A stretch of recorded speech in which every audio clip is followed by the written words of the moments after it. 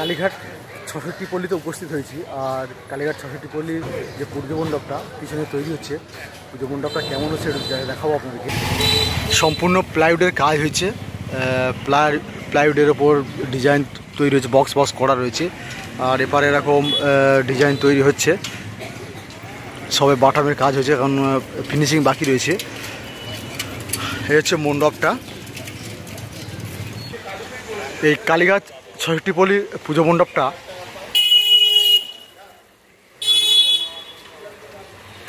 মণ্ডপের মধ্যে আস্তে আস্তে প্রবেশ করব আর দেখে নেব মণ্ডপের মধ্যে কারুকার্য কি হচ্ছে। মণ্ডপের মধ্যে সিলিংয়ে রয়েছে বিভিন্ন দেশের ছবি, পার্সিয়া, আফ্রিকা, আমেরিকা, দুবাই, বিভিন্ন দেশের ম্যাপের ছবি লক্ষ্য করা যাচ্ছে। তারপর মণ্ডপের মধ্যে প্রবেশ। মণ্ডপের বাঁ দিকটার এইরকম সব পেন্টিং রয়েছে,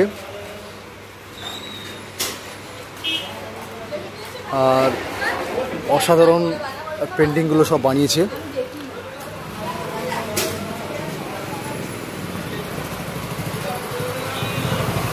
বাঁ দিকটাও যেমন সব পেন্টিং বানিয়েছে। যেহেতু এখন অনেক কাজকর্ম বাকি রয়েছে, তাই পেন্টিংগুলো স্পষ্ট বোঝা যাচ্ছে না, বাঁশগুলো সব লাগানো রয়েছে। উপরের দিকেও অনেক পেন্টিং রয়েছে।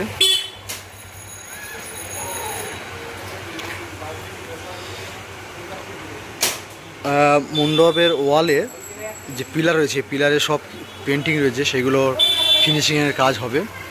মণ্ডপের ওয়ালগুলো এরকম সুন্দর ডিজাইন বানিয়েছে। বাতার ওপর বিভিন্ন রং বেরঙের কাপড় জড়িয়ে এই ডিজাইনগুলো বানিয়েছে। প্রতিমার সামনের ওয়ালে এরকম একটা সুন্দর জাহাজ রাখা রয়েছে।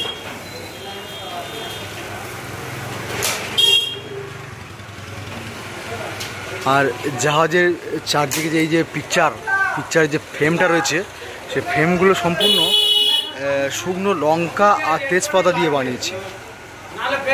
একটু ভালো করে লক্ষ্য করলে বুঝতে পারবেন, শুকনো লঙ্কার বোঁটাগুলোকে ছাড়িয়ে সুন্দরভাবে সাজিয়ে সাজিয়ে পুরো ফ্রেমটা তৈরি করেছে।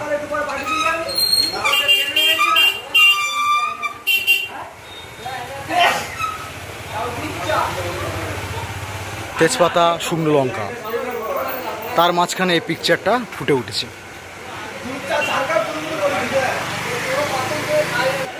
মণ্ডপের সিলিংয়েও তেজপাতা, শুকনো লঙ্কা, দারচিনির সব ডিজাইন করা রয়েছে। আর বেশ কিছু কোটো রয়েছে, কোটোগুলো মণ্ডপের ওয়ালে ইনস্টলেশন হচ্ছে, তার মধ্যে সব রয়েছে তেজপাতা।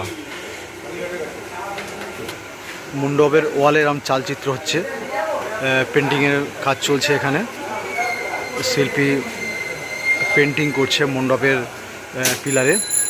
এই ওপরের দিক থেকে সব চালচিত্র ওগুলো অঙ্কন হচ্ছে, এরকম পরপর সব চালচিত্র রয়েছে।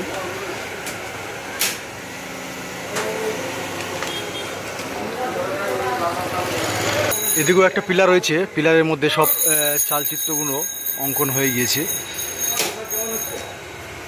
যে রাস্তা দিয়ে মণ্ডপের মধ্যে প্রবেশ করবে তার ওপরে যে সুন্দর ডিজাইন করে দেখতে পাচ্ছেন ঢেউখালা মতো। প্রথমে রয়েছে শুকনো লঙ্কার ঢেউখালার ডিজাইন, তার মাঝখানে রয়েছে শুকনো হলুদ, তার ওপরে যে ছোট ফুল রয়েছে কালো কালো, সেটা হচ্ছে লবঙ্গ দিয়ে। আর আবছা বোঝা যাচ্ছে এখানে বাবা শিবকে মা পার্বতী খেতে দিচ্ছেন, সেরকম একটা পিকচার ওখানে অঙ্কন হয়ে করেছে। সম্পূর্ণ মশলার প্যান্ডেল।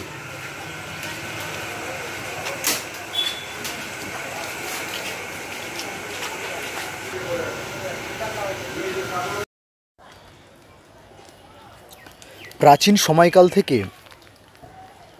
বিভিন্ন জাতি এই ভারতবর্ষের ওপর ব্যবসা বাণিজ্য করেছেন। ভারতবর্ষ হলো এমন একটা দেশ যেখানে সুন্দর স্বাদের সব মশলা উৎপাদন হয়,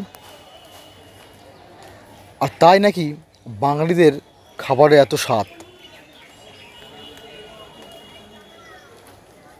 বাঙালিরা এক সময় এই মশলার আমদানি রপ্তানি চালাতো, এমনকি ভারতবর্ষ থেকে বিভিন্ন মশলা বিদেশে রপ্তানি হয়।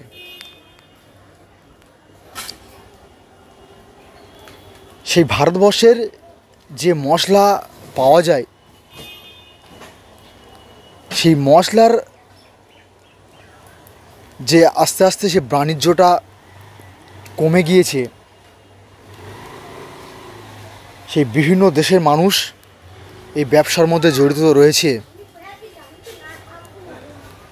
সেই ব্যবসার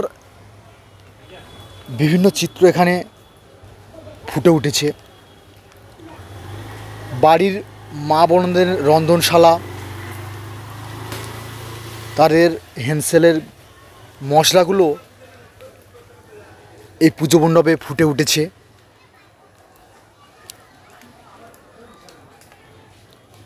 এই পুজো মণ্ডপে এলে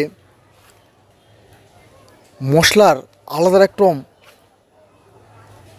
গন্ধ আপনার মনকে ভরিয়ে দেবে।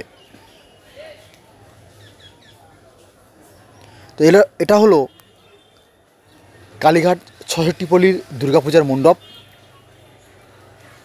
এই ৬৬ পল্লী দুর্গাপূজা মণ্ডপে আসতে হলে আপনাদেরকে রাসবিহারী ক্রসিংয়ে আসতে হবে। আর রাসবিহারী ক্রসিং থেকে বাদামতলা আসার সঙ্গে দুর্গা ঠাকুর দেখার পর আপনারা এই ৬৬ পল্লীর পুজো মণ্ডপ দর্শন করতে পারবেন। সম্পূর্ণ মশলা দিয়ে তৈরি হচ্ছে পুজো মণ্ডপটি।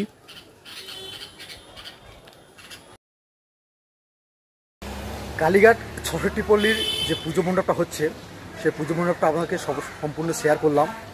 পুজো মণ্ডপটা সম্পূর্ণ হচ্ছে মশলা দিয়ে, রয়েছে দারচিনি, তেজপাতা, লবঙ্গ, গোলমরিচ, শুকনো লঙ্কা। অপূর্ব সুন্দর মণ্ডপটা বানাচ্ছে। আর মণ্ডপের মধ্যে প্রবেশ করলে মশলার একটা গন্ধ আপনাদের নাকে আসবে। তো শিল্পীরা তাদের শেষ মুহূর্তের প্রস্তুতি পর্ব চালিয়ে যাচ্ছে দিন রাত এক করে। আরও মণ্ডপটা সজ্জিত করছে, এখনও সম্পূর্ণ মণ্ডপটা কমপ্লিট হয়নি। তাদের শেষ মুহূর্তে প্রস্তুতি পর্ব চালিয়ে যাচ্ছে। বন্ধুরা, পুজো মণ্ডপটা কেমন লাগলো অবশ্যই কমেন্ট করে জানাবেন। আর ভালো লাগলে অবশ্যই লাইক করবেন। আর এরকম পুজো আপডেটের নতুন নতুন ভিডিও পাওয়ার জন্য আমার চ্যানেলটি সাবস্ক্রাইব করে রাখুন। আর পাশে থাকা বেল আইকনটি ক্লিক করে নোটিফিকেশন অল করে দিন। ভালো থাকবেন, সুস্থ থাকবেন। দেখা হবে পরবর্তী ভিডিওতে। পুজোটাকে ভালোভাবে এনজয় করুন। আজ এ পর্যন্ত, টাটা।